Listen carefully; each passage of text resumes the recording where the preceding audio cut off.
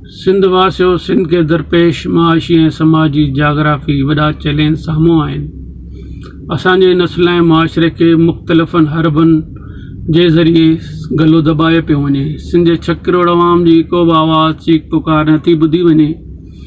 उन जो कारण इहो आहे त असां न फ़र्श शनास ऐं न ई सिंध शनास थी सघिया आहियूं, छो त हिन रियासती माहौल असांखे पैदाशी बेमानी ऐं रुस जी सुती विझी छॾी आहे। तालीम खसे तबाह कई वई आहे। स्कूलनि खां यूनिवर्सिटियुनि ताईं मंशात पहुची चुकी आहे। तहफ़्फ़ुज़ जा इदारा ऐं हुक्मरान इन गुनाह में सिदार आहिनि। तहक़ीक़ ऐं खोजना वारो सफ़र अंधेरे जे वरचड़ियल आहे। डिग्रियूं पैसनि ते, ग्रेड पैसनि ते, इम्तिहानी पेपर यानी MD कैड पैसनि ते, कमीशन ऑफिसर रिश्वत ॾेई कमीशूं पास करे इक़्तिदार जूं वागूं वठनि था। जज ख़ामोश, कोर्टूं सुतल, रिश्वतखोरी जी बाज़ार ॾींहुं राति लॻियल आहे। ज़िले जा DC कमिश्नर मोहताज ऐं ग़रीब माण्हुनि जूं ज़कातूं हज़म करे छॾीनि।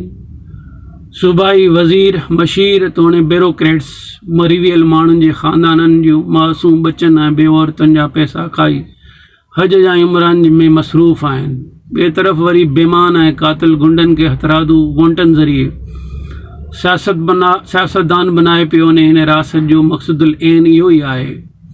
सियासत यानी ताबेदारी चापुलिसी जो नालो आहे। ऊंदाही राति में आइनी तरमीमूं, इंसानी इख़लाक़ी असूलनि सां खुलियल तमाशो ऐं रिश्वत जी खोर बाज़ार खे वधीक गरम करणु आहे। वफ़ाक़ पारां नंढनि सूबनि जे आवाज़ खे न ॿुधणु हठ धर्मी मौजूदु हालतुनि जे पस मंज़र में सिंध जे हर फ़र्द ऐं उस्ताद लाइ, ख़ासि तौरु उस्तादनि लाइ लाज़मी आहे त हू क़ौमी फ़रीज़ो सम्झी पंहिंजे फ़र्ज़ सनाइसाई करे सम्झी दरसी शऊरी तालीमी ज़रिए इल्मी रोशनी पैदा कनि।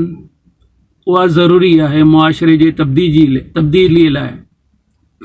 मुर्शिद लतीफ़ चयो आहे त पढ़ियो पिया पढ़नि कढ़नि की न की। पढ़णु त ज़ातात जे लाइ आहे, पंहिंजे घर जे लाइ आहे, डिग्री ऐं नौकिरीअ जे लाइ, पर कढ़ो ज़रूरु। कढ़णु जेको आहे मुआशरे जे लाइ, क़ौमुनि नसलुनि जे बचाव जे लाइ। उन वाट ते हलो, उन रस्ते तरफ़ वधो। मौलाली जो कौल आहे त दुनिया बदतरीन थींदी पई वञे, बुरे माण्हुनि जे ज़्यादा हुजण जे करे न, पर ॾाहनि ऐं अकुलमंद माण्हुनि जे ख़ामोश हुजण जे करे। अचो त सुजागूं जागूं, चैलेंज साम्हूं मुक़ाबिल थियूं, मुस्तक़बिल बचायूं, नौजवाननि खे सिधो रस्तो वठाए रिश्वत खां बचायूं, हिलालप सेखारियूं, फ़र्ज़ शनास बणिजी सिंध शनास थियूं। इहा असांजी सलामती आहे। इन में सिंध जी सलामती आहे। सिंध सलामत, साथ सलामत।